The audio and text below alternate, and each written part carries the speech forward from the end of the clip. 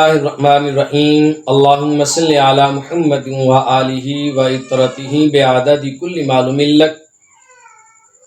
سامعین محتشم، صحیح بخاری کی آخری روایت اور حدیث، میرے آقا صلی اللہ علیہ وآلہ وسلم نے فرمایا کلمتانی حبیبتانی الی الرحمن، دو کلمے ایسے ہیں جو خدائے رحمان کو بہت ہی زیادہ پسند اور محبوب ہیں، خفیفتان الی اللسان، اور زبان پر بہت آسان اور ہلکے ہیں، ثقیلتان الی المیزان، اور میزان پر بہت ہی بھاری ہیں۔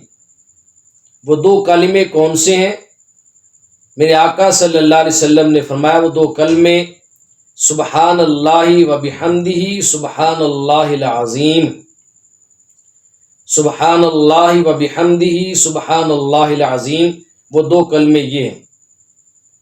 میرے آقا صلی اللہ علیہ وسلم نے فرمایا جو بندہ سبحان اللہ و بحمدہ پڑھتا ہے تو اس کے سبحان اللہ و بحمدہ پڑھتے ہی اللہ تبارک و تعالی آدھے میزان کو نیکیوں سے بھر دیتا ہے، اور جب وہ پڑھتا ہے سبحان اللہ العظیم تو اللہ تبارک و تعالی پورے میزان کو نیکیوں سے بھر دیتا ہے۔ یعنی یہ دو کلمے ایسے ہیں کہ جن کی ادائیگی سے پورا کا پورا میزان نیکیوں سے بھر دیا جاتا ہے۔ اور یہ صحیح بخاری کی آخری روایت اور حدیث ہے۔ امام بخاری علیہ رحمہ نے صحیح بخاری کے آخر میں ایک تسبیح والی حدیث پاک لا کر طلباء کو تسبیح پڑھنے کی تلقین فرمائی ہے۔ اس حدیث پاک کو حدیث تسبیح بھی کہا گیا ہے۔ امام بخاری جانتے تھے کہ جب طلباء علم حاصل کرنے کے بعد آخر میں صحیح بخاری پڑھ کے فراغت حاصل کریں گے تو انہیں اپنے ذریعہ معاش کے لیے، رزق کی تلاش کے لیے بھی نکلنا ہوگا، تو انہوں نے آخر میں تسبیح کا وظیفہ بتا دیا جس کے ادا کرنے سے رب کائنات اپنے بندوں کو رزق عطا فرماتا ہے۔ اور کائنات کی ہر چیز اللہ تبارک و تعالیٰ کی تسبیح کرتی ہے، کوئی چیز ایسی نہیں کائنات میں جو اپنے رب کی تسبیح نہ کرے۔ قرآن مقدس کے اندر اللہ تبارک و تعالیٰ نے فرمایا فَسَبِّحْ بِحَمْدِ رَبِّكَ وَاسْتَغْفِرْهُ، اپنے رب کی تسبیح بیان کیجئے اور استغفار کیجئے۔ یہ دونوں ہی چیزیں بہت قیمتی ہیں، تسبیح کرنا اور استغفار کرنا۔ جسے اللہ پاک کی تسبیح نصیب ہو جائے اور استغفار نصیب ہو جائے، وہ بندہ اس دنیا کے اندر بھی مالا مال ہو جاتا ہے اور آخرت کے اندر بھی مالا مال ہو جاتا ہے۔ حضرت یونس علیہ السلام کے بارے میں آتا ہے کہ اللہ کے پیغمبر اور نبی یونس علیہ السلام 40 دن تک مچھلی کے پیٹ میں رہے۔ ایک مچھلی آپ کو اپنے پیٹ میں لے گئی اور یونس علیہ السلام اس مچھلی کے پیٹ میں اللہ تبارک و تعالیٰ کی تسبیح بیان کیا کرتے تھے۔ قرآن مقدس کہتا ہے کہ اگر یونس علیہ السلام مچھلی کے پیٹ میں اللہ کی تسبیح بیان نہ کرتے تو قیامت کے دن تک آپ مچھلی کے پیٹ کے اندر ہی رہتے۔ اتنی بڑی آزمائش تھی یونس علیہ السلام پر، تو اللہ تبارک و تعالیٰ نے اس آزمائش کو دور کر دیا، آسانی پیدا کر دی۔ کس وجہ سے؟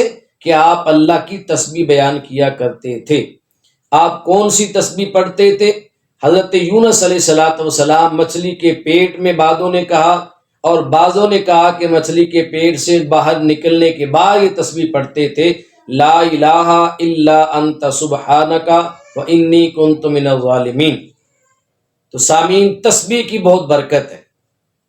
بھائی آخر کے اندر ایسا وظیفہ، ایسے کلمات آپ کو بتاؤں کہ جن کی ادائیگی کے بعد اپنے معاملے کو بندہ اللہ کے سپرد کر دے تو رب کائنات اپنے اس بندے کو وہاں سے رزق عطا فرماتا ہے جہاں سے رزق ملنے کا بندے کو گمان بھی نہیں ہوتا۔ اللہ بے بہا رزق دیتا ہے۔ کرنا کیا؟ اپنے صبح نماز فجر کی ادائیگی کے بعد جب اذان ہو جائے تو فجر کی سنتیں پڑھ کے آپ نے یا اس سے پہلے استغفار شریف پڑھنا ہے. استغفر اللہ الذی لا الہ الا هو الحی القیوم واتوب الیہ. استغفار میں آپ نے فرق کرنا ہے. بعض احباب پڑھتے ہیں استغفر اللہ رب من کل ذنب، یہ والا پڑھتے نہیں.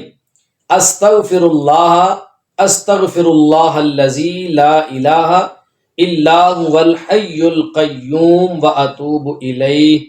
ایک بار پھر پڑھ رہا ہوں، استغفر اللہ الذی لا الہ الا هو الحی القیوم واتوب الیہ. اس وظیفے کو یوں تو آپ 24 گھنٹوں میں جب چاہیں پڑھ سکتے ہیں.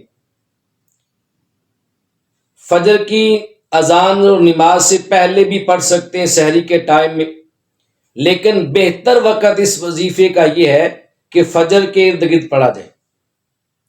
فجر کی اذان سے پہلے پڑھ لیں کچھ، اور فجر کی اذان کے بعد فجر کی 2 سنتیں پڑھنے کے بعد فرضوں سے پہلے پڑھ لیں، یا فرضوں کے بعد پڑھ لیں سورج کے طلوع ہونے سے پہلے. تو فجر کی نماز کے دائیں بائیں یہ وظیفہ آپ استغفر اللہ الذی لا الہ الا هو الحی القیوم واتوب الیہ، یہ وظیفہ آپ نے 313 بار پڑھنا ہے. کم از کم تعداد 313 بار. اگر اس کے اول اور آخر درود پاک پڑھ لیں 11 مرتبہ تو بہت ہی اچھا ہوگا. اگر 11 مرتبہ نہیں پڑھتے تو طاق مرتبہ پڑھ لیں، 7، 5 یا 3 بار درود پاک پڑھ لیں. اللہم صلی علی محمد وآلہ وعطرتہ بعدد کل معلوم لک. اور 313 بار، کم از کم 313 بار آپ یہ تسبیح پڑھیں. زیادہ جتنا چاہیں آپ پڑھ سکتے ہیں. یہ تسبیح پڑھنے کے بعد اپنے معاملے کو اللہ کے سپرد کر دیں. پھر دیکھیں رب کائنات سارے جہانوں کو پالنے والا اور تمام جہانوں کا مالک، خالق، رازق، معبود وہ مولا اس تسبیح کی برکت سے، اس میں اتنی تاثیر ہے کہ اللہ اس کی برکت سے آپ کو بے بہا رزق عطا فرمائے گا. اگر اولاد نہیں ہے یہ تسبیح پڑھیں، رب کائنات انشاءاللہ اولاد بھی دے گا. اگر مال نہیں ہے یہ پڑھیں، اللہ مال بھی دے گا. اگر بارش نہیں ہو رہی تب بھی یہ وظیفہ فجر کے ٹائم پڑھیں، اللہ پاک بارشیں بھی عطا فرمائے گا. اگر آپ کے باغات میں پھل نہیں ہے اللہ آپ کو اس وظیفے کی برکت سے پھل بھی عطا فرمائے گا. لیکن آپ نے فجر کے ٹائم پر یہ وظیفہ لازماً پڑھنا ہے. اللہ تبارک و تعالی ہم سب کو عمل کی اور سمجھ کی توفیق نصیب فرمائے.